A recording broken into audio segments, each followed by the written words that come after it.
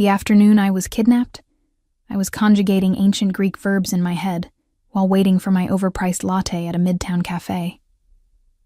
Columbia University had granted me a rare 2-week sabbatical, and I'd foolishly chosen to spend it in Manhattan instead of somewhere sensible like a library in Oxford or a monastery in Tuscany. My name is Quinn Sinclair. I'm 28 years old, and I speak 7 dead languages fluently.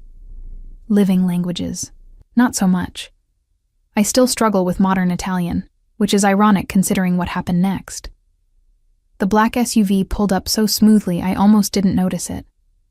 What I did notice was the way the barista's hand froze mid-pour, her eyes widening at something behind me. Before I could turn around, a hand, large, calloused, smelling faintly of expensive cologne and gunpowder, clamped over my mouth. Another arm wrapped around my waist with the efficiency of someone who'd done this countless times before. I tried to scream, but the sound died against his palm as he lifted me off my feet and carried me toward the open vehicle door.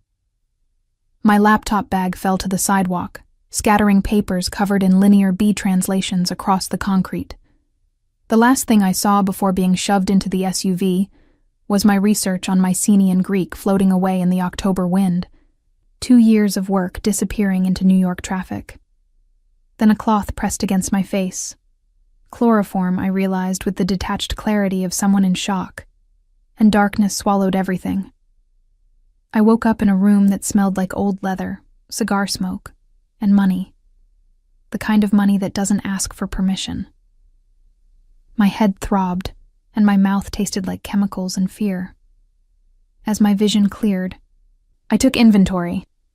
I was sitting in a velvet armchair that probably cost more than my yearly salary. The walls were paneled in dark mahogany. A massive desk dominated the space, its surface empty except for a single lamp, casting golden light across what appeared to be a penthouse office.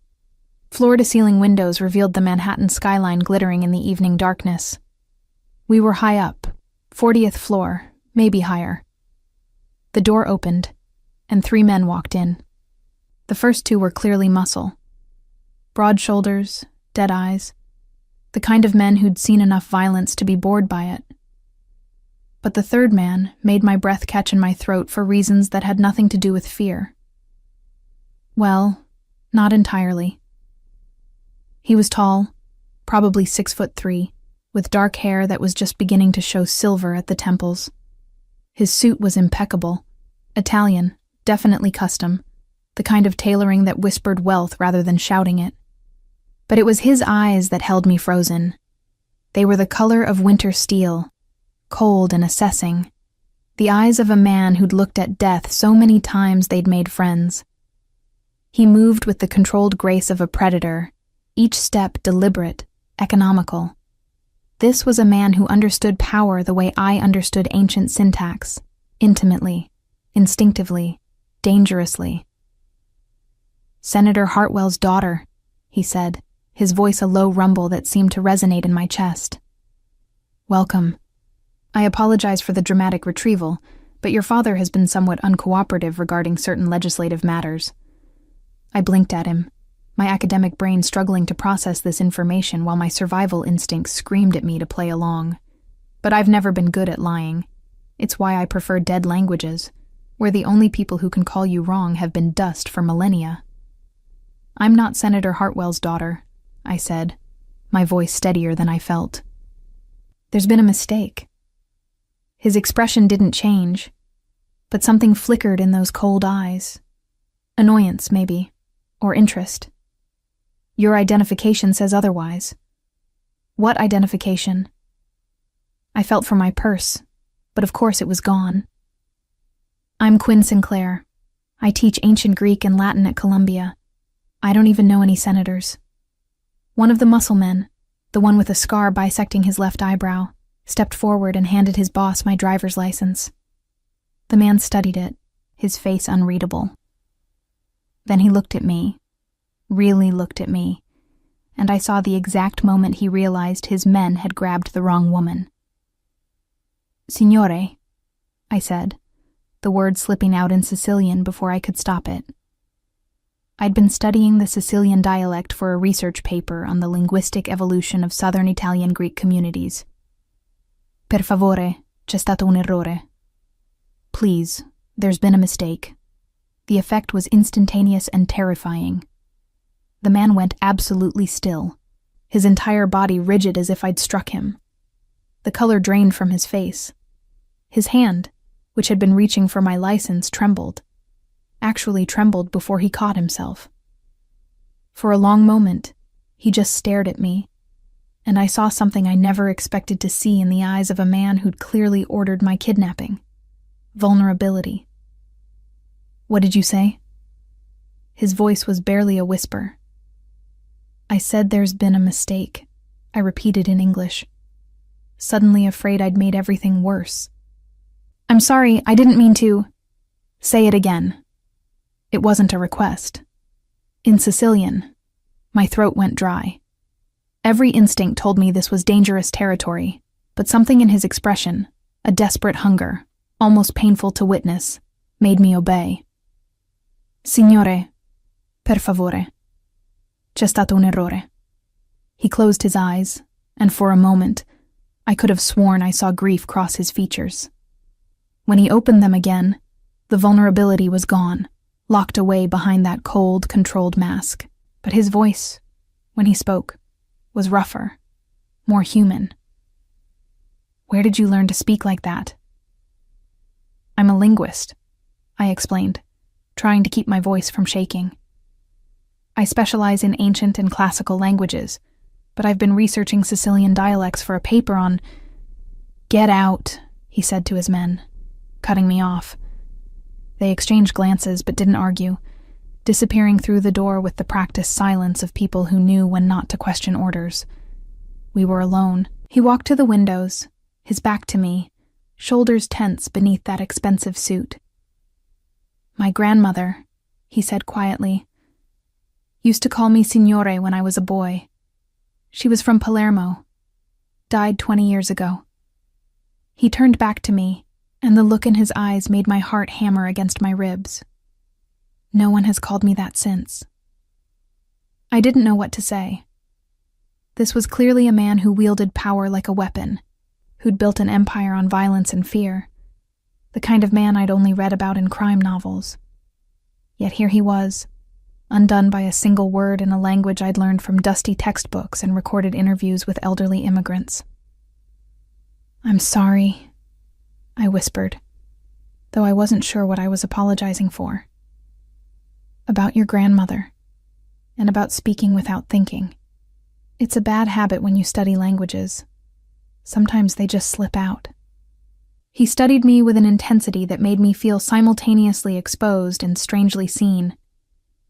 You really are a professor. Assistant professor, I corrected automatically, then winced. Sorry.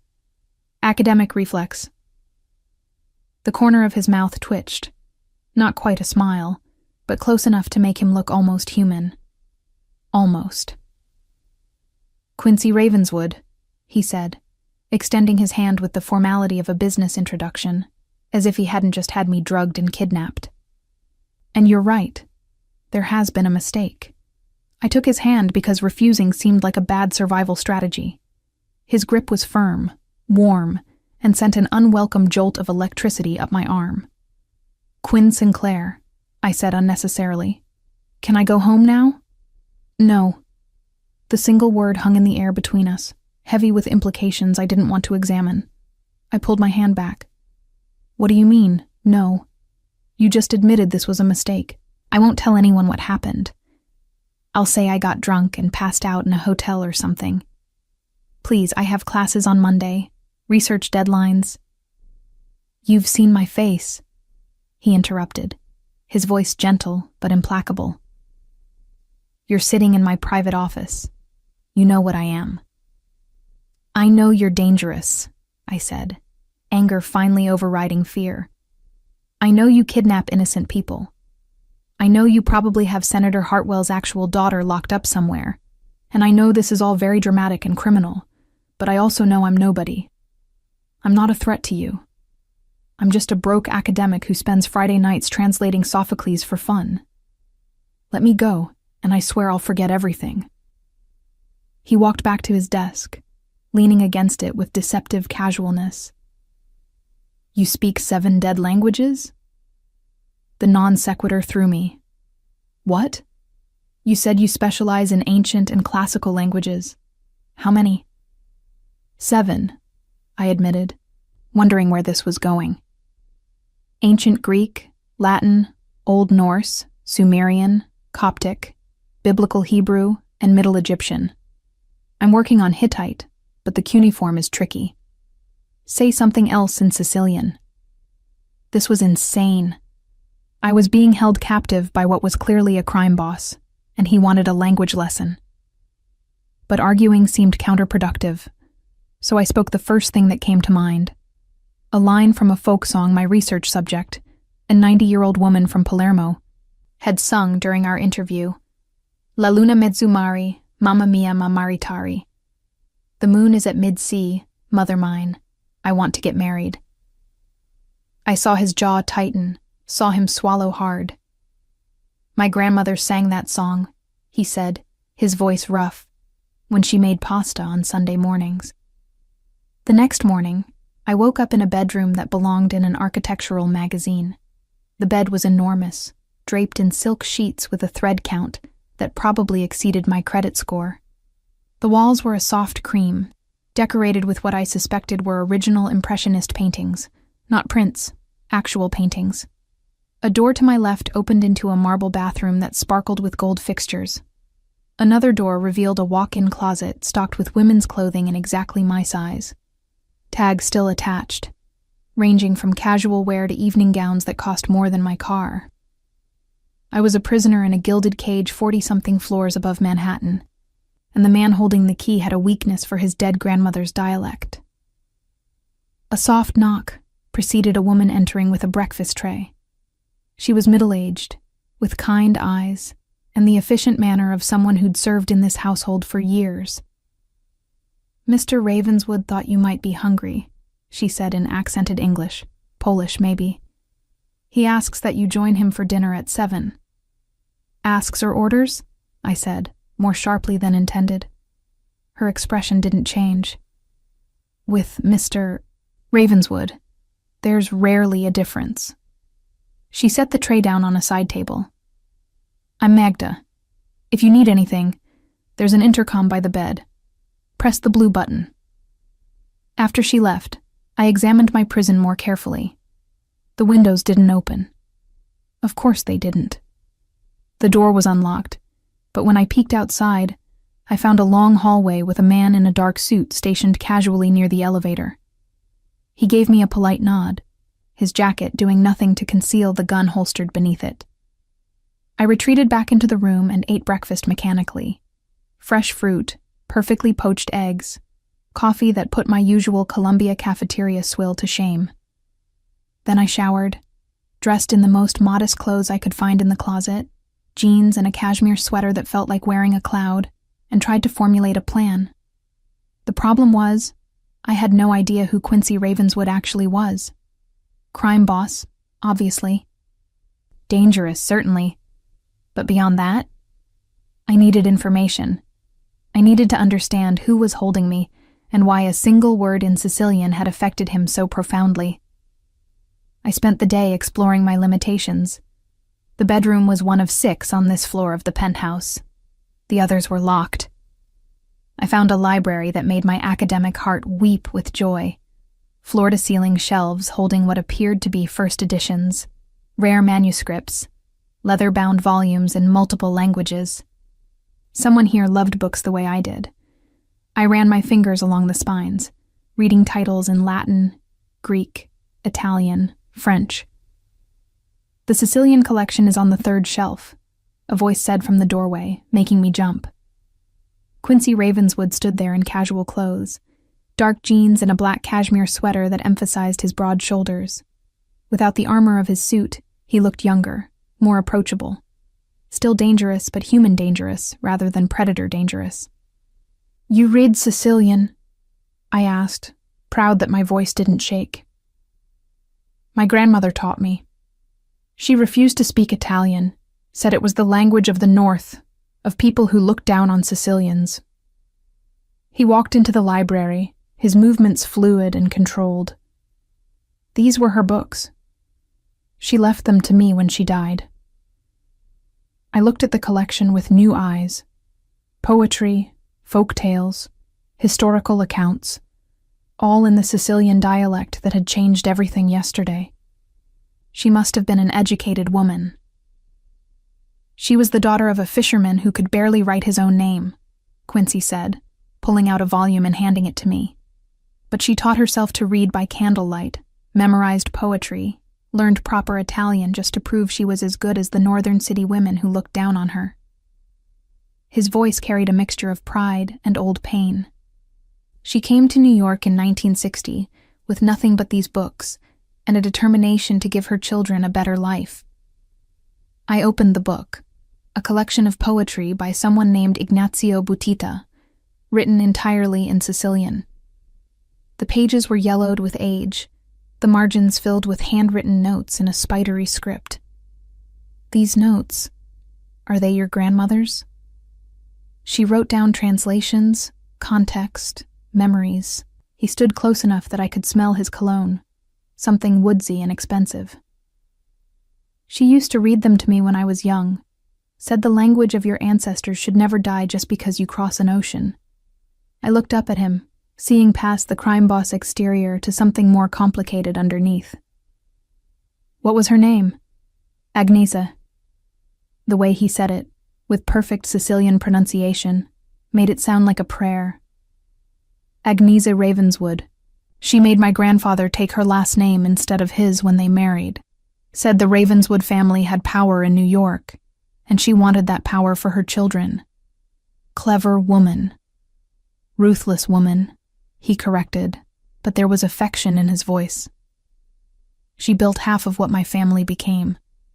Taught me everything about loyalty, about protecting what's yours, about using fear as a tool but never letting it rule you. He took the book from my hands, his fingers brushing mine. She also taught me that the most dangerous weapon isn't a gun or money, it's words. The right words, in the right language, at the right time, can break a man or build an empire. Is that why you kept me? I asked quietly. Because I spoke the right words? His eyes met mine, and I saw something raw there, something vulnerable beneath all that control. I kept you because when you called me signore in my grandmother's voice, in her language, you made me remember who I was before I became this. He gestured at himself, at the expensive penthouse, at the empire of violence I could only imagine. And I haven't figured out yet whether that's a gift or a curse. Before I could respond, his phone buzzed. He pulled it out, glanced at the screen, and his expression hardened back into the mask of the crime boss. I have business to attend to. We'll have dinner at 7 as planned. Magda will show you to the dining room. What if I refuse to have dinner with you? He paused at the door, looking back with something that might have been amusement. Then you'll get very hungry, because that's the only meal being served. I'm not your jailer, Quinn. But I'm not your friend either. I'm trying to figure out what you are. After he left, I sank into one of the library's leather chairs, my mind racing. This was insane. I was being held captive by a mob boss who collected his dead grandmother's books and got emotional over Sicilian dialect poetry. A man who'd kidnapped the wrong woman and now seemed unable to let her go because she reminded him of his past. I needed to escape. But I also needed to understand what I'd stumbled into, because the way he'd looked at me when I spoke Sicilian wasn't just nostalgia. It was hunger, and I wasn't sure if that made me more dangerous to him, or him more dangerous to me. At 7 o'clock, Magda knocked on my door and led me through the penthouse to a dining room that could have hosted a state dinner.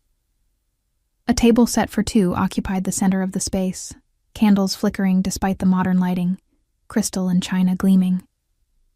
Quincy stood by the window, a glass of wine in his hand, staring out at the Manhattan skyline. You came, he said without turning around. I was hungry. I took my seat, determined not to be intimidated by the wealth on display. And Magda said the chef made osso buco. He turned then, a genuine smile crossing his features. You like Milanese cuisine? I like any cuisine when I'm not the one cooking it. Teaching salary doesn't leave much room for fancy ingredients. He sat across from me, and for a surreal moment, it felt almost normal. Two people sharing a meal, making small talk. Then I remembered the armed guard outside my door, the fact that I was here against my will, the violence this man certainly commanded with a word or a gesture. Tell me about your research, he said as the first course appeared. Some kind of seafood appetizer that probably cost more than my monthly groceries. Why? Because I'm curious. And because we're going to be spending time together until I figure out what to do with you. What are my options? I asked, fear sharpening my voice. Let me guess. Stay here forever, or disappear permanently. His expression didn't change, but something flickered in his eyes. Those aren't your only options, but they might be the safest ones, for both of us. I'm not a threat to you. I've told you that. You don't understand what you are. He leaned forward, his intensity pinning me in place.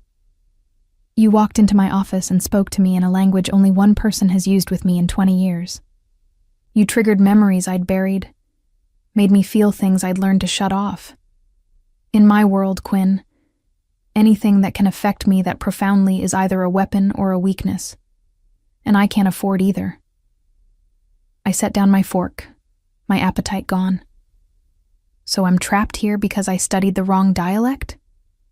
You're here because I don't trust myself to let you go. Not yet. He took a sip of wine, his gaze never leaving my face. Tell me about your research, please. The please surprised me enough that I found myself answering. I'm studying linguistic evolution in isolated diaspora communities, specifically how Sicilian immigrants in New York maintain their dialect across generations while being surrounded by other languages. It's about cultural preservation, identity, the ways language connects us to our past. Like my grandmother's books. Exactly like your grandmother's books. Those annotations she made, they're gold for researchers. They show how she navigated between Sicilian, Italian, and English, how she code-switched depending on context. Would you like to study them? The offer was casual, but his eyes were sharp, watching my reaction. The books, I mean, for your research. I stared at him. You're offering me access to rare linguistic materials while holding me prisoner? I'm offering you something to do besides plot escape routes that won't work. He gestured around us. This penthouse is secure. The building is secure. I have men on every floor.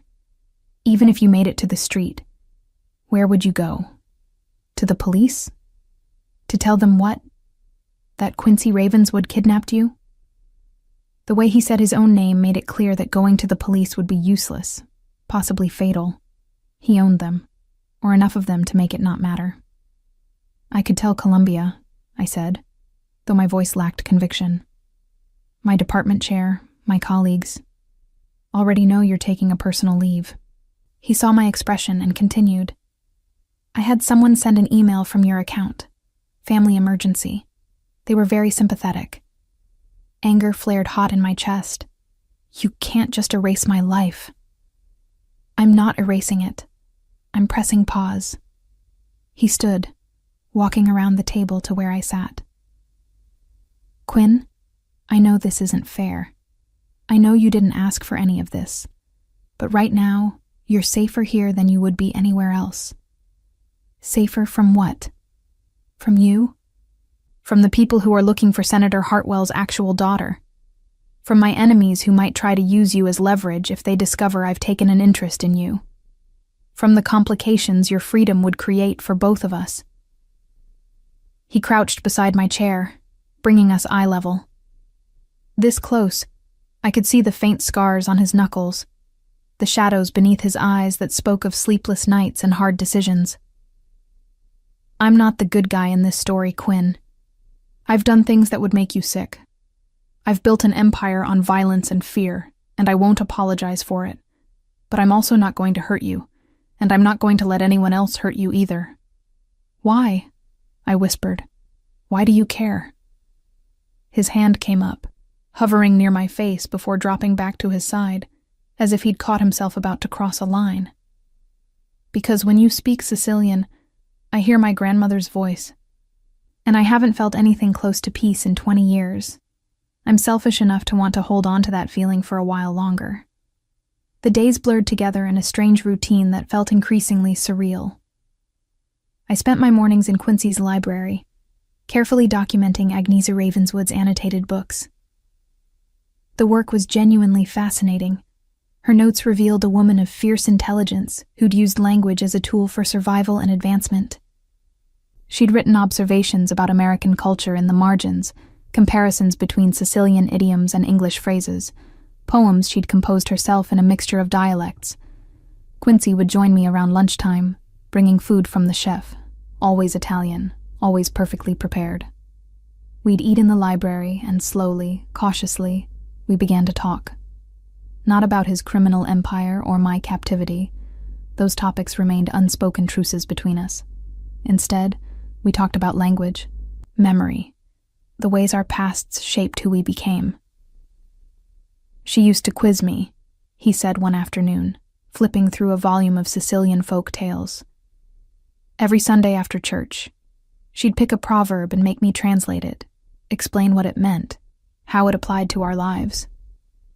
Do you remember any of them? He closed his eyes, and when he spoke, it was in perfect Sicilian. Ku nesci ari nesci. He who leaves succeeds. She'd say it whenever I talked about wanting to leave the neighborhood, go to college, be something different than what the family business expected.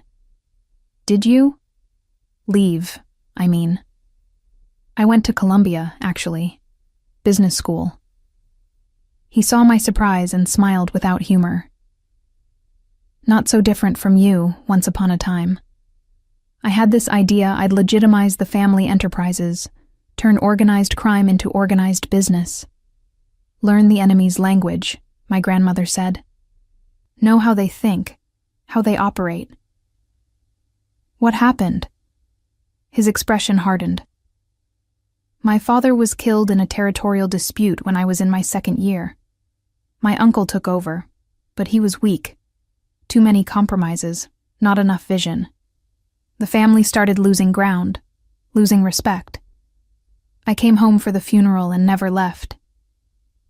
He set down the book with careful precision.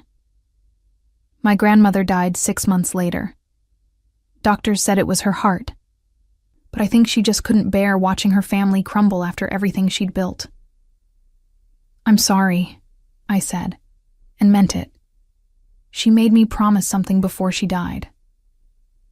He looked at me then, his steel gray eyes intense. She said, Quincy, you'll do terrible things. You'll have to. It's the world we live in. But never forget the boy who loved words more than weapons. Keep that boy alive somewhere, even if you have to hide him. Because the day he dies completely is the day you become a monster. The vulnerability in his voice caught me off guard. This was the man who controlled organized crime on the East Coast, who had people kidnapped in broad daylight, who commanded an empire built on violence. Yet here he was, sharing his grandmother's deathbed wisdom with a woman he was holding prisoner. Is that why you kept her books? To remember that boy? I kept them because they were all I had left of her. But yes, sometimes, late at night when I can't sleep, I read her annotations.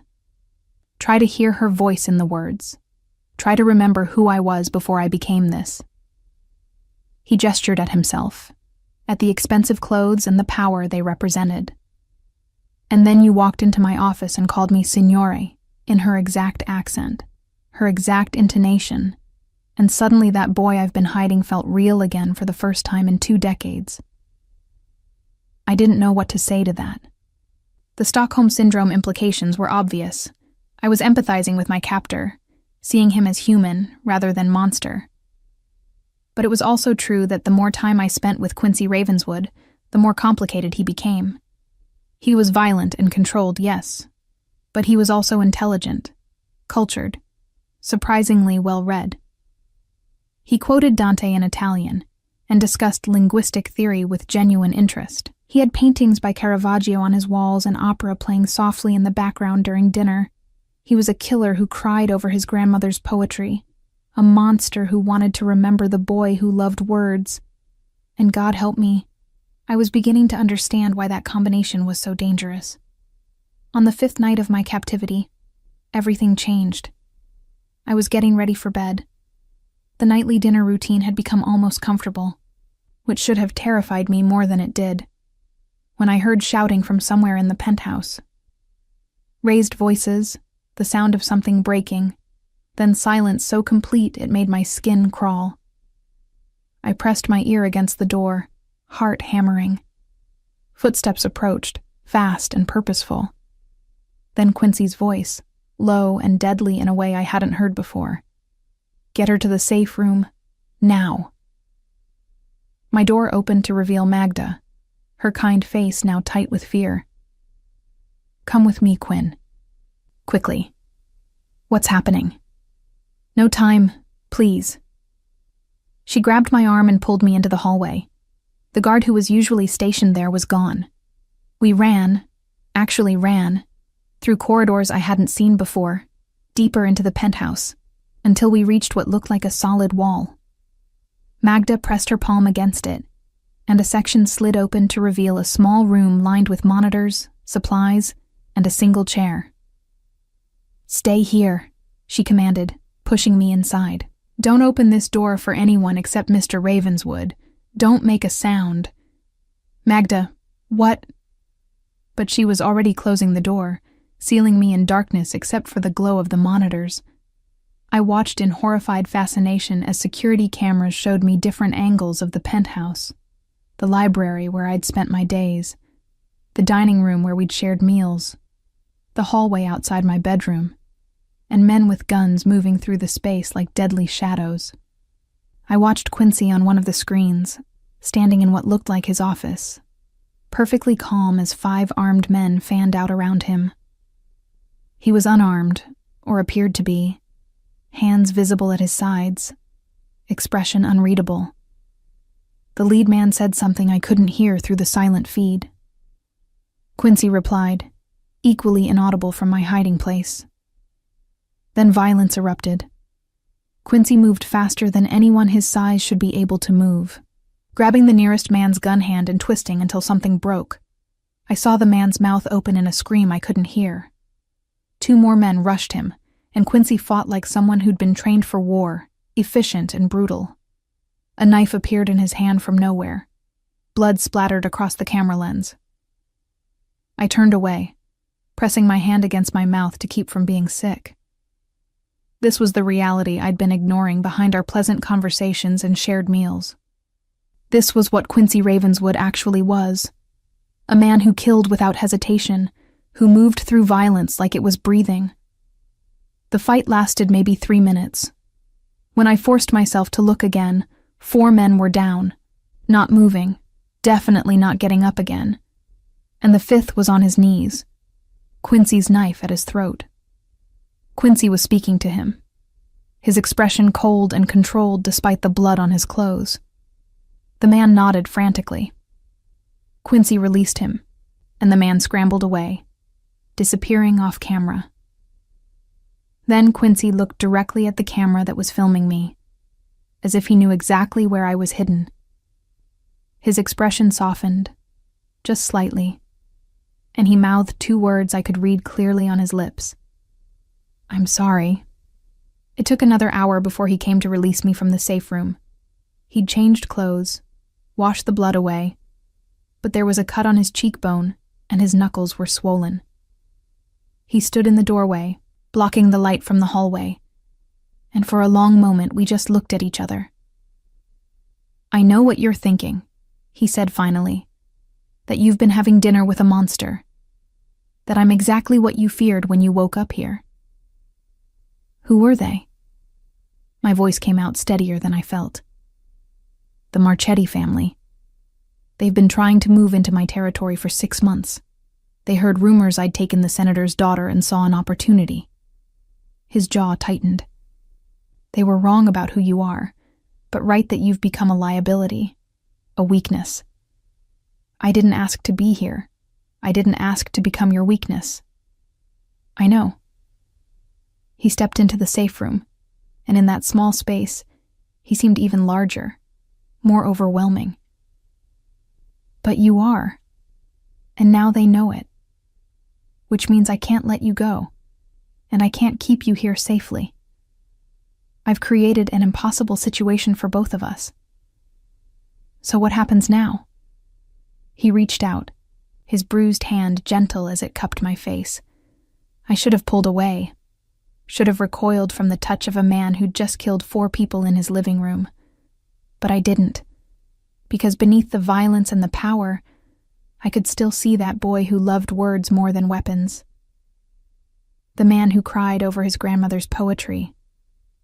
"Now," he said quietly, "I teach you something my grandmother taught me.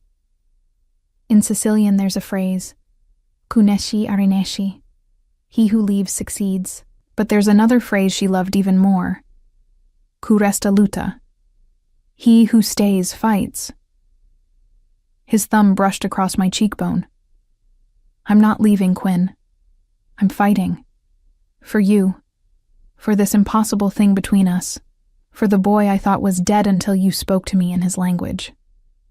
There's nothing between us except kidnapping and Stockholm Syndrome," I whispered, even as I leaned into his touch.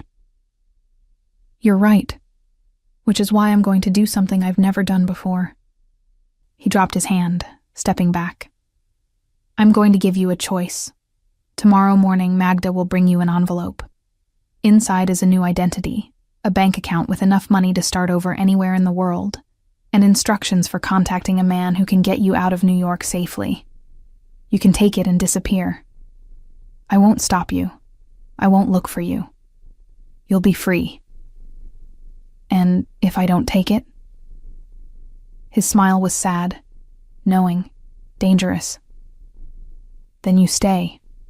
You keep teaching me Sicilian, keep translating my grandmother's books, keep reminding me of who I was before I became this. You become part of my world, my empire, my violence, my life. You become mine, in all the ways that word implies. And I become yours, with all the complications that brings. That's not a choice. That's an ultimatum. No, it's a door I'm leaving open when every survival instinct I have is telling me to lock it shut." He turned to leave, pausing at the doorway. "You've seen what I am now, Quinn. All of it. The words and the weapons, the poetry and the blood. Tomorrow morning you decide which one you can live with." After he left, I sank onto the chair, my mind spinning. This was insane. I should take the envelope, take my freedom, run as far from Quincy Ravenswood as possible. Go back to my safe, boring academic life where the most dangerous thing I encountered was a particularly savage peer review. But even as I thought it, I knew it wasn't that simple. Because somewhere in the past 5 days, between Sicilian translations and stolen conversations, I'd started to see past the monster to the man underneath. The brilliant, broken, surprisingly gentle man who'd built walls of violence around a heart that still remembered how to feel. And God help me, I wanted to know what would happen if those walls came down. I didn't sleep that night. Instead, I sat in the library, surrounded by Agnese Ravenswood's books, and tried to understand how I'd ended up here. How a simple vacation, a wrong place at the wrong time, had led to this impossible decision. Stay or go. Safety or danger. The life I knew or the life I couldn't even imagine. At dawn, Magda found me there, still awake, still undecided. She set down a manila envelope on the table beside me without a word. Then she placed a second item next to it, one of Agnese's books, the one with the folktales Quincy had been reading from. A yellow sticky note marked a particular page. After Magda left, I opened the book to the marked passage. It was a story about a princess who fell in love with a dragon, written in Sicilian dialect. Agnese had annotated the margins with her distinctive spidery handwriting. At the end of the story, she'd written in English, unusual for her. Sometimes the most dangerous thing isn't the monster you fear, but the human you didn't expect to find underneath. And sometimes, loving the monster and the human together is the only way either of them survives. I looked at the envelope, then at the book, then at the Manhattan skyline brightening with morning light beyond the windows. And I made my choice. I found Quincy in his office, standing at the windows where I'd first seen him 6 days ago. He hadn't slept either. I could tell from the tension in his shoulders, the shadows under his eyes visible in his reflection in the glass. The envelope sat on his desk, still sealed. The book lay beside it, open to Agnese's final note. "You read it," he said without turning around. Not a question. She was a wise woman. I walked into the room, each step feeling like crossing a border I couldn't uncross. She understood loving complicated people, dangerous people. He turned then, and the vulnerability in his expression nearly broke me. "Quinn, I'm not leaving." The words came out stronger than I felt. I'm staying. Not because I have Stockholm Syndrome or because I'm afraid, but because I want to finish translating your grandmother's books. Because I want to understand how someone builds an empire from nothing and never forgets where they came from. Because when you speak Sicilian, you become someone different, someone real and raw and beautiful. And I want to know that person better. You don't know what you're choosing. You're right, I don't. But I'm choosing it anyway. I moved closer, close enough to see the pulse hammering in his throat. Your grandmother wrote that sometimes loving the monster and the human together is the only way either survives. So teach me both sides of who you are. Show me the empire and the poetry, the violence and the vulnerability. Let me see all of it. And if you can't handle it, if you realize the monster is too monstrous, the violence too much, then I'll use that envelope, but give me the chance to decide that for myself. I reached up, touching the cut on his cheekbone that had scabbed over during the night. You gave me a choice, Quincy. I'm making it. Now respect it. He caught my hand, pressing it against his face, his eyes closing. You're going to destroy me, he whispered. Or save me. I'm not sure which. Maybe both. He pulled me against him then, his arms wrapping around me with a desperation that spoke of years of isolation, of walls finally crumbling. I felt his heart racing against my chest, felt the tremor in his hands as they pressed against my back. This wasn't romance. Not yet. Maybe never. This was two people recognizing something broken in each other and deciding that broken together might be better than whole alone. Teach me more Sicilian, he murmured against my hair. The way my grandmother spoke it.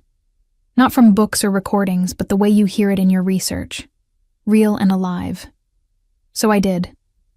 Standing there in his office with Manhattan waking up beyond the windows and his empire waiting for orders he wasn't giving, I taught Quincy Ravenswood his grandmother's language. We started with simple phrases, vocabulary he'd forgotten or never learned. I corrected his pronunciation, explained the subtle differences between Sicilian and Italian, showed him how the dialect shifted depending on region and context. He was a quick student, of course he was. His mind was sharp, tactical, used to processing information and turning it into advantage. But more than that, he was hungry for this connection to his past. Every word I taught him, every phrase that came back to him, seemed to chip away at the armor he'd built around himself. Say it again, he'd command, and I'd repeat a sentence in Sicilian until he had it perfect. What did my grandmother mean when she said this?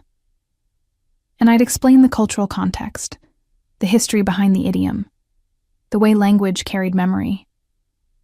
Days turned into weeks. Quincy's world continued to turn. I'd hear him on phone calls, issuing orders in that cold, controlled voice that made even hardened criminals jump to obey. I'd see him leave for meetings in expensive suits, returning hours later with blood on his knuckles or murder in his eyes. His men began to accept my presence, nodding respectfully when I passed, protecting me as fiercely as they protected him. But in the library, between his grandmother's books, we existed in a different world.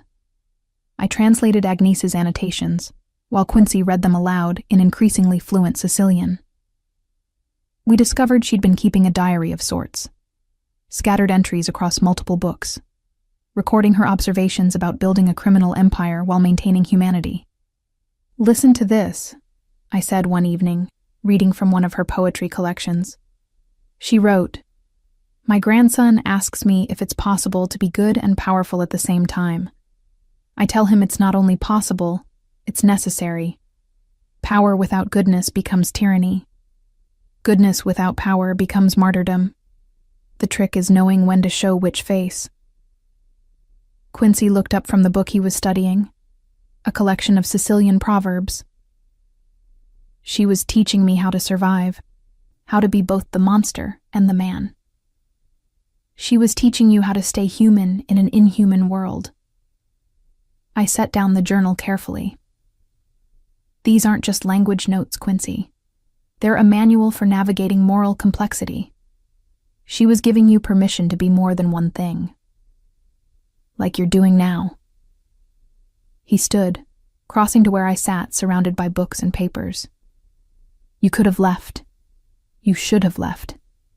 Instead, you're sitting in a crime boss's library, teaching him dead languages and reading his dead grandmother's philosophy. Why? I met his gaze steadily.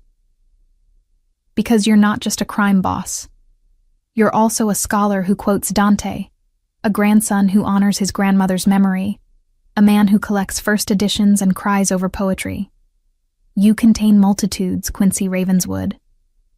And I find multitudes fascinating. He knelt beside my chair, bringing us eye level. I killed those men in front of you, on camera. You watched me murder 4 people without hesitation. I know. Doesn't that terrify you? Yes. I touched his face, feeling the roughness of stubble under my palm. But you know what terrifies me more? The fact that it doesn't terrify me enough. That I can reconcile the violence I saw with the gentleness you show with these books. That I'm starting to understand why you do what you do. Not agree with it, but understand it. I leaned closer. Your grandmother wrote that the most dangerous thing isn't the monster you fear, but the human you didn't expect to find underneath. I think she was wrong. The most dangerous thing is finding both and loving them anyway. You love me? His voice was barely a whisper, vulnerable in a way I'd never heard. I don't know. Maybe. Probably. I laughed, the sound edged with something like hysteria. I'm an academic, Quincy. I'm supposed to study human behavior, not participate in Stockholm Syndrome relationships with mobsters. This violates every ethical guideline and probably several laws. But yes, I think I'm falling in love with you. Both of you. The monster and the man. He kissed me then, and it was nothing like I expected. Not demanding or possessive, but almost reverent. Like I was something precious he was afraid to break. His hands cradled my face with a gentleness that contradicted everything I knew about him, and when he pulled back, his eyes were bright with unshed tears. Ti amo, he whispered in Sicilian. I love you. Just like my grandmother used to say to my grandfather. Ti amo, Quinn Sinclair. With all the violence and poetry, all the blood and beauty. Ti amo. Anchu ti amo, I whispered back. I love you too. The words felt sacred in his grandmother's language, weighted with history and hope. That night, everything changed between us. Not just physically, though yes, that too. His touch surprisingly gentle for hands that had killed. His whispered Sicilian endearments more powerful than any poetry. But fundamentally, we stopped being captor and captive, monster and victim. We became something new, something neither of us had names for yet. But love in Quincy Ravenswood's world came with complications. His enemies had noticed his distraction, his weakness. The Marchetti family wasn't the only one circling, looking for opportunities. And I was the most obvious vulnerability he'd shown in his entire career. "I need to take you somewhere," he said one morning over breakfast, his expression serious. "Somewhere secure until I can stabilize the territorial disputes." "Where?" "Sicily. Palermo, specifically." He saw my surprise and smiled slightly. "My grandmother's family still has property there, a villa in the hills outside the city. It's been maintained but unused for decades. You'll be safe there while I handle business here." "You're sending me away?" "I'm keeping you alive. There's a difference." He reached across the table, taking my hand.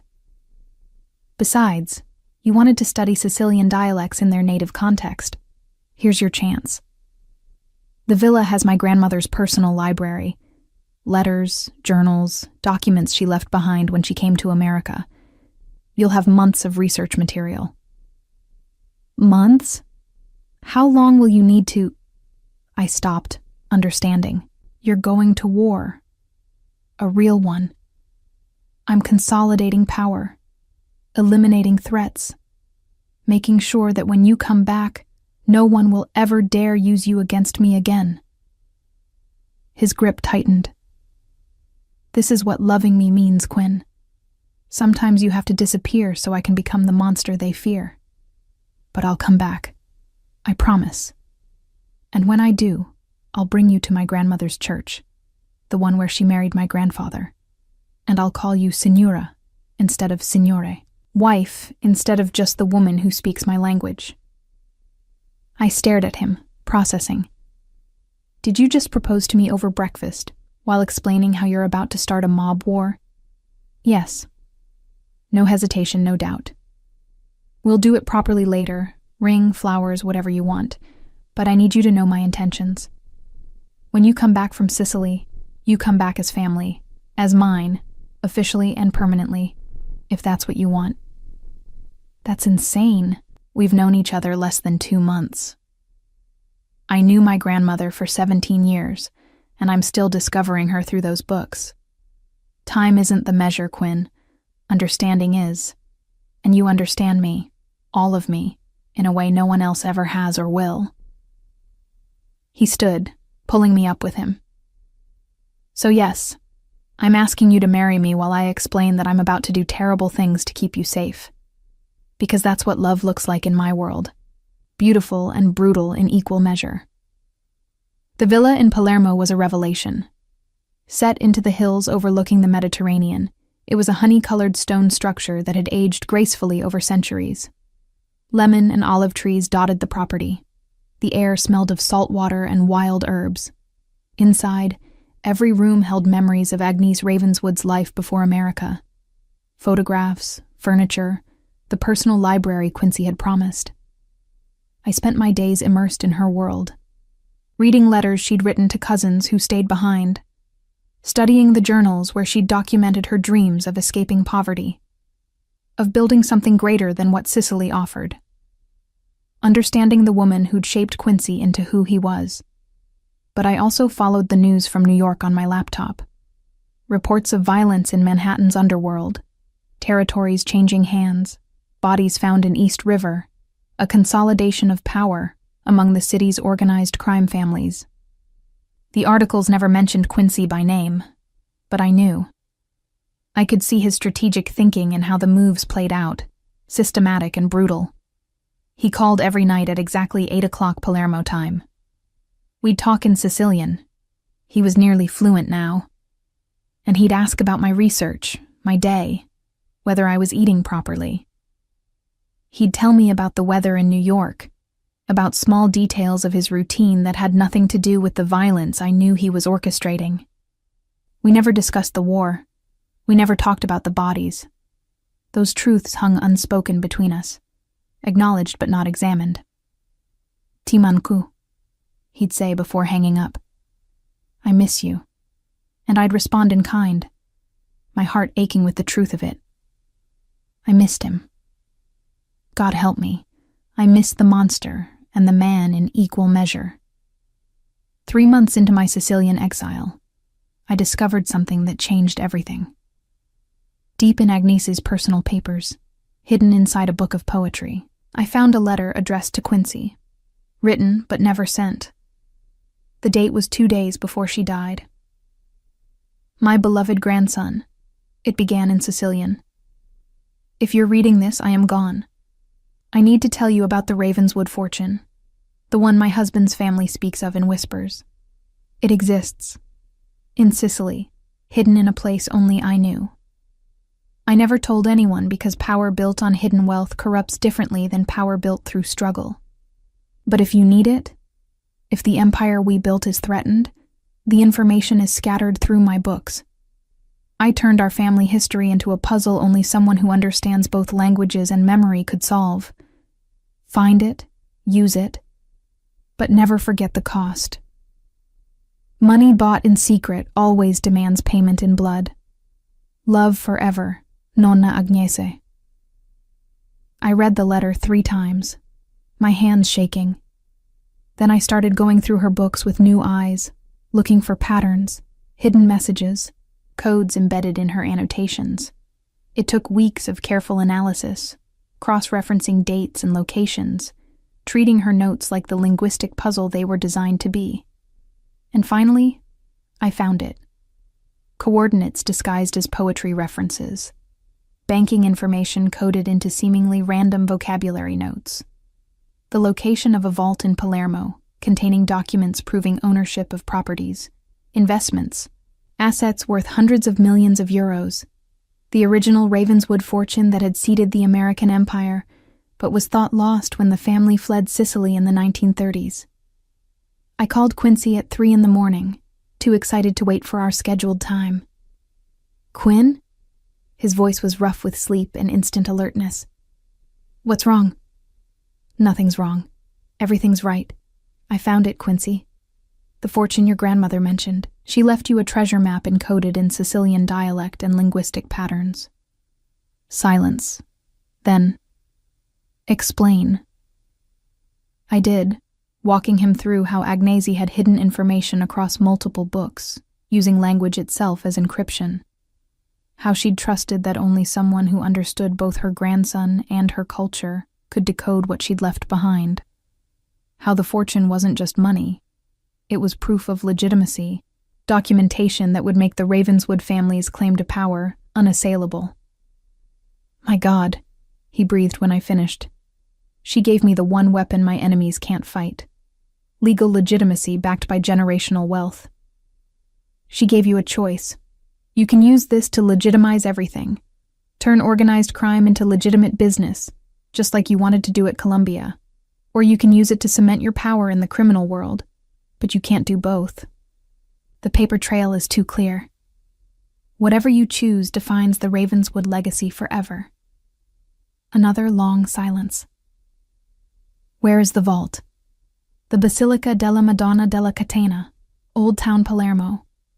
Your grandmother left instructions for accessing a security deposit box hidden in the catacombs. I paused. Quincy, this is what you wanted. A way to become who you could have been before your father died. She's giving you a second chance. By making me choose between her empire and her dreams for me. His laugh was bitter. Even dead, she's still teaching me lessons. What are you going to do? I'm coming to Sicily. Tonight. Don't go near that basilica without me, Quinn. If what you found is real, it's the most dangerous thing you could possibly know about. Promise me. I promise. Ti amo. The words were fierce, almost desperate. Wait for me. He arrived 36 hours later, appearing at the villa's door with 2 of his men and the controlled intensity of a man who'd traveled halfway around the world without sleeping. I ran to him, and he caught me, lifting me off my feet, burying his face in my hair. "Show me," he said after a long moment. "Show me what my grandmother left behind." We spread the books across the villa's dining table, and I walked him through the puzzle. How language and memory intertwined. How Agnese had used her grandson's love of words to protect the family's greatest secret. Quincy's hands trembled as he held the final letter, reading his grandmother's words in the language she'd taught him. "She knew," he whispered. "When she was dying, she knew I'd need this, that I'd reach a point where I'd have to choose who I wanted to be. And she gave me the tools to become either version, the monster or the man, but not both. What do you choose?" He looked at me, his steel-gray eyes holding mine. "I choose you. I choose the life where you call me signore, in my grandmother's language, and it means husband instead of crime boss. I choose legitimacy, legality, becoming who I could have been. But first, I have to finish the war I started. I can't leave my people vulnerable when I walk away from that world." "How long?" 6 months. Maybe less. He cupped my face in his hands. "And then we retrieve that fortune. We file the legal documents. And we dismantle my empire piece by piece, transitioning everything legitimate and eliminating everything that isn't. The Ravenswood family becomes what my grandmother dreamed, powerful and legal. And the violence, the blood, ends with me. I'll be the last Ravenswood who builds an empire on fear. After me, it's business, investments, legitimate power."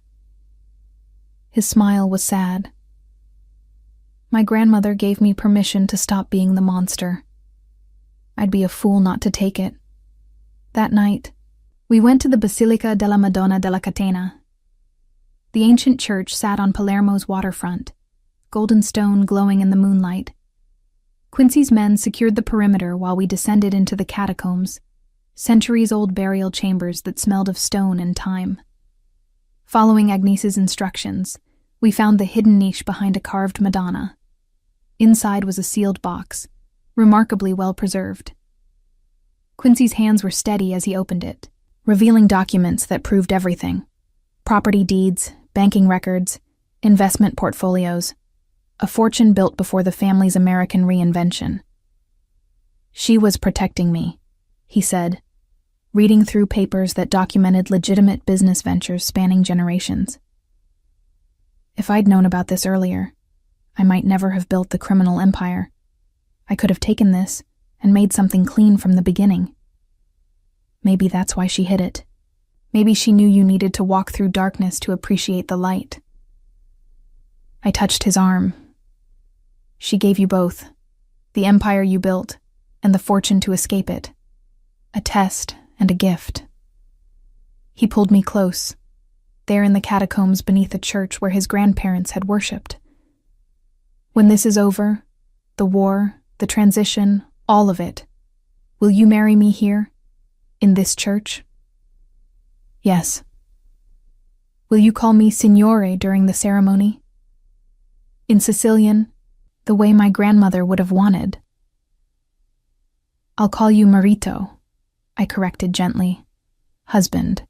But yes, in Sicilian, in the language that brought us together." The next 6 months were simultaneously the longest and shortest of my life. Quincy returned to New York while I stayed in Sicily, documenting everything we'd found, working with lawyers to prepare the legal framework for legitimizing the Ravenswood assets. He'd call every night, his voice sometimes exhausted, sometimes edged with violence I didn't ask about. I followed the news, watched territories stabilize, saw reports of organizational restructuring in New York's underworld. And slowly, like a tide receding, the violence stopped. Not everywhere, not permanently. That world never truly rests. But enough. enough that Quincy could begin the careful process of transitioning power, legitimizing businesses, cutting ties to criminal enterprises. "It's done," he said one night, his voice rough with emotion. "I signed the papers today. The Ravenswood criminal empire is officially dissolved. Everything left is legal: real estate, investments, businesses that can operate in daylight. I'm free, Quinn. For the first time since I was 22 years old, I'm free." "Then come home," I whispered. "Come to Sicily. Come marry me." He arrived 1 week later, not with an army of bodyguards, but with a single witness, Magda, who'd served his family for decades and deserved to see the end of their story. We stood in the Basilica della Madonna della Catena on a spring morning with sunlight streaming through ancient windows, and I married Quincy Ravenswood in the language of his grandmother. "Signore," I said when the priest asked for my vows, using the formal address that had started everything.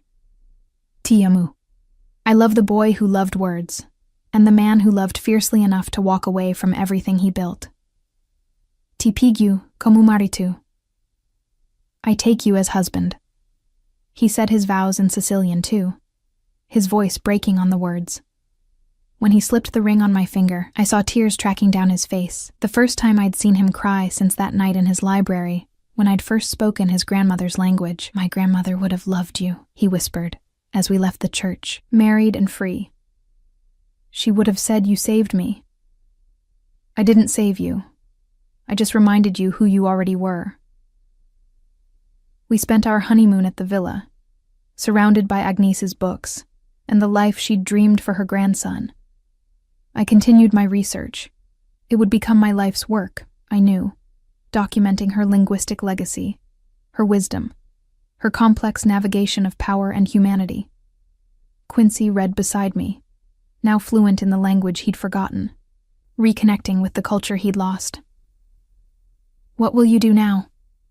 I asked one evening, as we sat on the terrace overlooking the Mediterranean. "With legitimate power and illegal experience?" "What my grandmother wanted. Use everything I know about how power works, the brutal truths I learned in that world, to build something lasting and clean. Use the violence I understand to protect what's legitimate, become the bridge between the darkness and the light." He pulled me close. "And teach my children Sicilian, if we have them. Make sure they know where they come from and what it cost to get here." "Children?" His smile was genuine, reaching his eyes for the first time since I'd known him.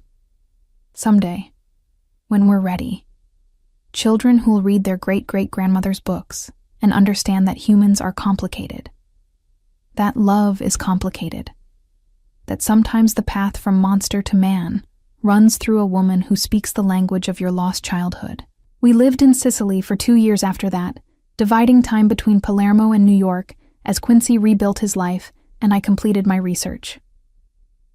The book I published, Language, Memory, and Power, The Linguistic Legacy of Agnes Ravenswood, became the defining work of my career. It was part linguistic analysis, part memoir, part love letter to a woman I'd never met but came to know intimately through her words. Quincy built something remarkable from the ruins of his empire, a foundation supporting Sicilian immigrants, funding language preservation programs, investing in communities his family had once exploited. He used every brutal lesson he'd learned to protect those investments, to fight for them in boardrooms instead of back alleys. The monster became the man, and the man used the monster's knowledge to do good. And every night, in the privacy of our home, I'd call him signore in perfect Sicilian, and he'd respond signora, and we'd speak to each other in the language that had saved us both, the language of love, memory, and complicated redemption. 5 years after our wedding in Palermo, I found myself standing in Columbia University's linguistics department, staring at the office that would soon bear my name, Professor Quinn Sinclair Ravenswood, Chair of Classical and Ancient Languages. The university had courted me for 3 years, offering increasingly prestigious positions, until finally Quincy convinced me to accept. "My grandmother would have killed me if I kept you from teaching," he'd said with that half-smile I'd come to love. She believed education was the greatest power. Besides, New York is home now. We've built something here. He was right. The Ravenswood Foundation had transformed neighborhoods, funded scholarships, preserved dying languages. Quincy had become an unlikely philanthropist, respected, feared in the right ways, but no longer criminal. He'd learned to wield legal power with the same precision he'd once applied to violence. But the past never truly dies, especially in his world. We both knew that. The call came on a Tuesday afternoon while I was preparing a lecture on Homeric Greek. Quincy's voice on the phone was controlled, careful, the tone he used when delivering bad news. The Marchetti family's youngest son was released from prison yesterday. Antonio. He was doing time for the raid on our penthouse 5 years ago. I gripped the phone tighter, remembering those men Quincy had killed, the blood I'd watched spill across security feeds. What does that mean? It means he knows you exist, knows you were the weakness they tried to exploit, and he's been planning revenge for 5 years in a cell. A pause. I have men on you already. You won't see them, but they're there, and we're leaving for Sicily tonight. Quincy. Not negotiable, Quinn. This is the life we chose. Sometimes the monster's past comes looking for the man's present. We deal with it together. We flew to Palermo that evening, to the villa that had become our sanctuary. But this time, instead of research and quiet intimacy, we were preparing for war.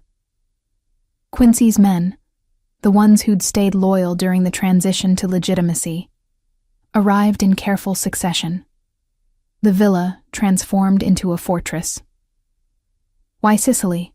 I asked, as Quincy reviewed security protocols with the efficiency of his criminal past. Why not stay in New York where you have more resources? Because in New York, I'm legitimate now. I can't fight the old way without destroying everything we've built. But here, in my grandmother's homeland, I'm still the boy from Palermo who learned to survive. The rules are different. He looked at me, his steel gray eyes intense. And because if this goes wrong, I want you safe in the place that saved me. Antonio Marchetti made his move 3 days later. Not with violence, he'd learned from his family's mistake. Instead, he went public, releasing carefully edited security footage from the penthouse raid 5 years ago. Quincy killing 4 men while I watched from the safe room. Media outlets across Italy picked it up. American philanthropist's deadly secret past. I watched the news coverage with a sick feeling in my stomach. There I was, frozen on grainy footage, watching Quincy murder 4 people with brutal efficiency. The context was missing. That they'd invaded his home.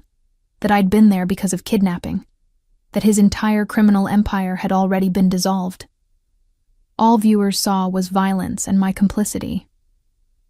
They're trying to destroy your legitimacy, I said, as the footage repeated across Italian news channels.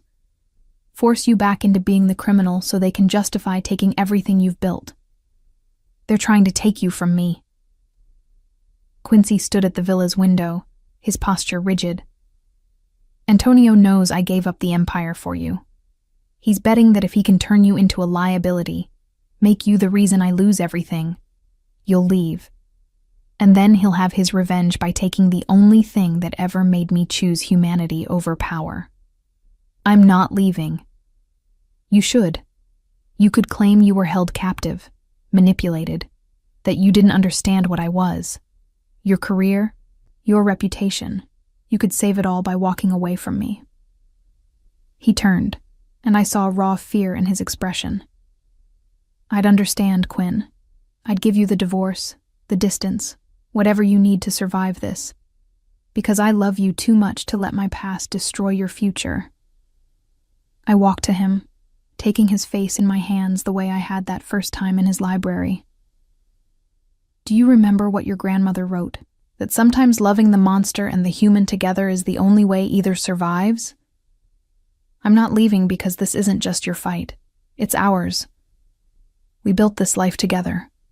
We'll defend it together. How? The footage is real. I did kill those men. You did watch. There's no spinning that into something acceptable. No, but there's telling the whole truth. I pulled out my phone, opening a recording app. Your grandmother documented everything. Her empire, her choices, her moral philosophy. It's time I documented ours. Every detail, from my kidnapping to our marriage. The linguistic research that brought me into your world. The fortune that gave you a way out. The choice to become legitimate. All of it. Quinn, I'm a tenured professor at Columbia now. My academic reputation gives me credibility. If I publish our story, the real story, not edited footage, it becomes a narrative about redemption, transformation, the cost of leaving a criminal life. I become the scholar who studied violence and chose to love the man trying to transcend it. I met his eyes. I make us both human instead of monstrous. It took 2 weeks to write. Quincy sat beside me the entire time, filling in details I didn't know, correcting my understanding of his old empire, being brutally honest about every terrible thing he'd done. Magda provided perspective from her years of service. I wove it all together with my academic training, contextualizing violence within systems of power, explaining how language and memory became tools for transformation. The result was part memoir, part scholarly analysis, part love story. I titled it Signore, Language, Violence, and Redemption in Contemporary Organized Crime. It documented everything: the kidnapping, the murders, the empire, the fortune, our marriage, every beautiful and brutal truth. This will end your academic career, Quincy said when he read the final draft. Publishing this means admitting complicity. It means connecting yourself permanently to my past. Good, because I am complicit. I chose to stay. I chose to marry you. I chose to help you become who you are now. Those aren't things I should hide. They're things I should own. I saved the document with finality. Your grandmother faced the same choice: be respectable and powerless, or powerful and complicated. She chose complicated and changed your family's future. I'm making the same choice. We published it first in Italy. A major newspaper ran it serialized over 2 weeks. Then American outlets picked it up. The response was explosive. Some called me deluded, a victim of Stockholm Syndrome who couldn't see her own manipulation. Others called me brave for humanizing someone the media had already convicted of past crimes. Academia was divided. Some institutions condemned me. Others invited me to speak about ethics, redemption, and the complicated nature of human transformation. But the public narrative shifted. Antonio Marchetti's edited footage became part of a larger, more nuanced story. Yes, Quincy had been violent. Yes, I'd witnessed murder. But the context mattered. His transition away from that world. My choice to help him. The legitimate empire we'd built from criminal ruins. You made me sympathetic, Quincy said one night as we watched coverage of the story spreading globally. Made people see past the monster to the person underneath. My grandmother would have loved this, using words as weapons more powerful than violence. Words are violence, in their own way, just more precise. I leaned against him, exhausted but satisfied. Besides, I didn't make you sympathetic. I made you human. There's a difference. The legal challenges came next. Italian authorities investigated the old footage. But 5 years had passed. Jurisdictions were complicated, and the documented dissolution of Quincy's criminal empire made prosecution nearly impossible. Antonio Marchetti's revenge had backfired. Instead of destroying us, he'd forced us to tell a story of transformation that captured global attention. But the personal cost was real. Columbia put me on leave while they investigated my conduct. Several colleagues stopped speaking to me. My parents, who'd thought I was on sabbatical all those years ago, struggled to reconcile their daughter with the woman who'd married a former crime boss. The life I'd known before Quincy was irrevocably changed. Any regrets? Quincy asked one evening, as we walked through the olive groves surrounding the villa. The media circus had finally died down enough that we could venture outside without cameras tracking our every move. Only one, I admitted. That your grandmother isn't here to see this. She orchestrated everything. The puzzle in her books, the fortune, the path out of the criminal world. This was her plan all along, wasn't it? To give you the tools to transform, but make you work for it, earn it, choose it. She always said the greatest lessons came through struggle. He stopped walking, turning to face me. I need to show you something. He led me to a section of the villa I'd never fully explored. A storage room filled with boxes. Inside one was a letter, sealed and addressed to Quinn, the woman who speaks Sicilian. I found this 3 months ago, Quincy explained. Hidden in the last of my grandmother's books we hadn't fully catalogued. She dated it a week before she died. With shaking hands, I opened the letter. The handwriting was Agnese's distinctive script, but weaker, shakier, written by a dying woman. To the woman who will save my grandson. If you're reading this, you found him. You spoke his language, not just Sicilian, but the language of complicated humans who contain both darkness and light.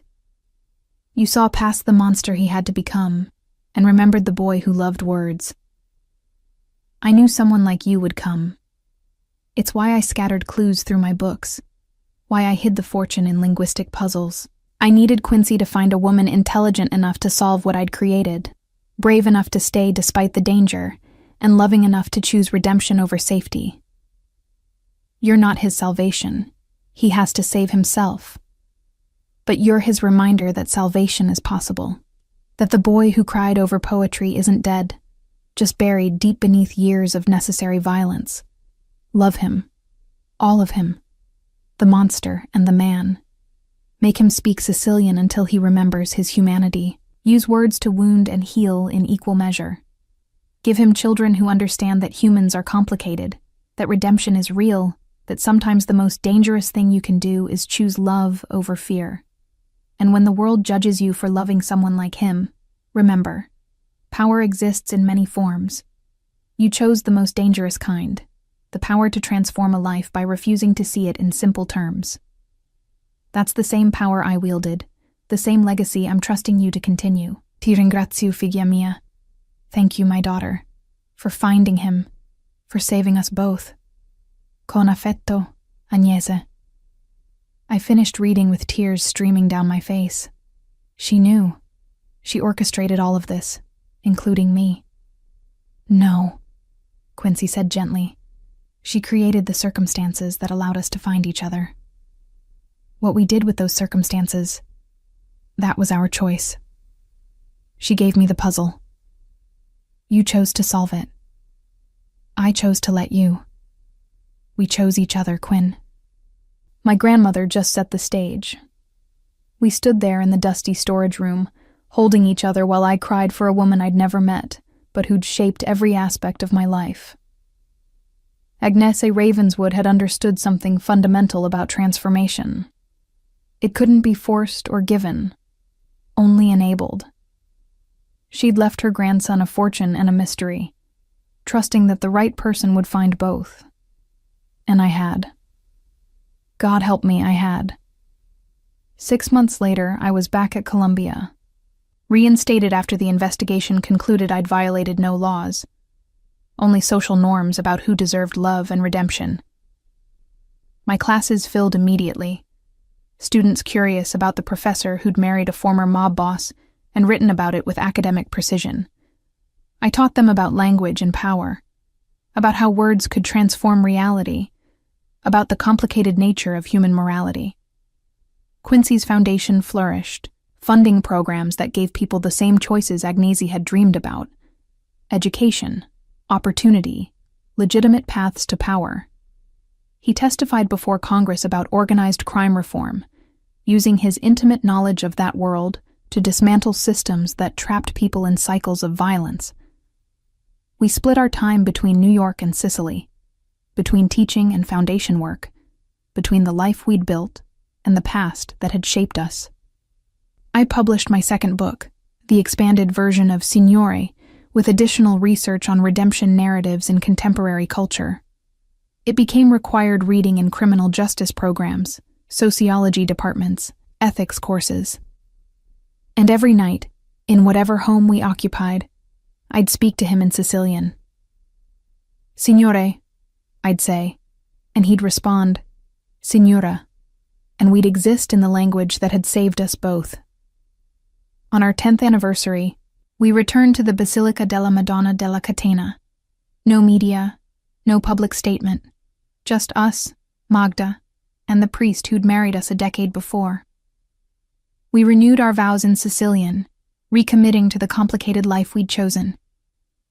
Ti amo, Quincy said, his voice steady and sure, for teaching me that the monster and the man could coexist, for choosing love over judgment, for being brave enough to publish our truth, for giving me a life I never thought I deserved. Ti amo, I responded, for letting me see all of you, for doing the impossible work of transformation, for honoring your grandmother's legacy while building your own, for proving that redemption is real, even when it's complicated. As we left the church, a little girl approached us, maybe 6 years old, with dark curly hair and her great-great-grandmother's steel-gray eyes. Our daughter, Elena, named for the Greek word meaning light. We'd taught her Sicilian before English, made sure she knew Agnes's story, raised her to understand that humans contained multitudes. Mama, Papa, she said in perfect Sicilian. Possiamo mangiare granita ora? Can we have granita now? Quincy scooped her up, tickling her until she squealed with laughter. Certo, picciridra. Of course, little one. I watched them together, my former crime boss husband and our daughter, and thought about Agnes's letter, about how she'd known that transformation required witnesses, that redemption needed evidence, that love was the most dangerous weapon because it made change possible. She'd been right about everything. The puzzle she'd created, the fortune she'd hidden, the linguistic breadcrumbs she'd scattered. All of it designed to test whether her grandson could find someone who'd love both his darkness and his light.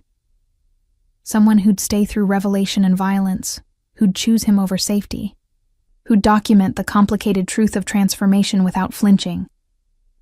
I'd solved her puzzle not with academic brilliance, but with stubborn, reckless love. And she'd given me something in return. A family, a purpose, a life more complex and meaningful than any I could have imagined in that Columbia cafe where this all began. Signora Professoressa, Quincy said, using the formal title teasingly as we walked through Palermo's ancient streets. What are you thinking about? Your grandmother. How she engineered all of this. How she knew that the right words and the right language could change everything. I squeezed his hand. How she was right, that sometimes the most dangerous thing isn't the monster you fear, but the human you find underneath. And the most powerful thing? He prompted, knowing I had more to say. The most powerful thing is choosing to love both, the monster and the man, the darkness and the light, the violence and the poetry. I looked up at him, this complicated man I'd chosen against all reason. That's what your grandmother understood. That's what she gave us. Permission to be complicated together. Elena tugged at my hand, impatient for her promised granita. We followed her to a cafe overlooking the Mediterranean, 3 generations of Ravenswood legacy sitting in the Sicilian sun. The empire Agnes had built transformed into something new. The violence she'd wielded turned toward creation. The words she'd preserved becoming bridges between past and future. Signore, I said quietly, watching our daughter laugh at something only she understood. Ti ringrazio. Thank you. For what, signora? For forgetting how dangerous it was to love, for being brave enough to be saved, for giving your grandmother's legacy a future she'd be proud of. He kissed me then, there in the Palermo cafe, surrounded by the language and land that had made him. The danger never goes away. Quinn, I still have enemies. Our past still haunts us. The monster is still there, just controlled, directed toward protection instead of power. I know. I did know. Accepted it, chose it anyway. But that's the whole point. Your grandmother didn't want you to stop being dangerous. She wanted you to be dangerous for the right reasons. She wanted you to remember that the boy who loved words was also the man who'd do anything to protect them.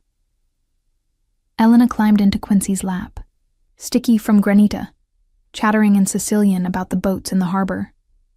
He held her with the same hands that had once killed to survive, now gently wiping her face clean, listening to her with complete attention. This was Agnesi's true legacy, not the fortune or the empire, but this moment. A former monster loving his child in a language his grandmother had preserved. A woman who'd chosen complicated love over simple safety. A little girl who'd grow up knowing that humans contain darkness and light, and that acknowledging both was the only path to authentic power. Ku neshi arineshi, I murmured. He who leaves succeeds. Ku resta luta, Quincy completed. He who stays fights. Ku ama vinci, Elena added, making up her own proverb in her child's wisdom. He who loves wins. We sat there as the Sicilian sun set over the Mediterranean, speaking the language that had saved us, living the life that had seemed impossible 10 years ago. The monster had become a man. The man had learned to love. And the woman who'd spoken a single word in Sicilian had changed the course of an empire. Somewhere, I like to imagine, Agnese Ravenswood was smiling at her puzzle completed, her grandson saved, her legacy living on in the complicated beauty of redemption earned through words, love, and the dangerous choice to see humans as more than their worst moments. Signore, I said one more time, just to feel the word on my tongue, to remember that first moment when everything changed. Signora, he responded, the word carrying 10 years of transformation, love, and the choice to be dangerous together. And in that single exchange, in that language his grandmother had preserved, we contained everything. Monster and man, darkness and light, violence and poetry, the past that shaped us and the future we were building one word, one choice, one dangerous moment of love at a time.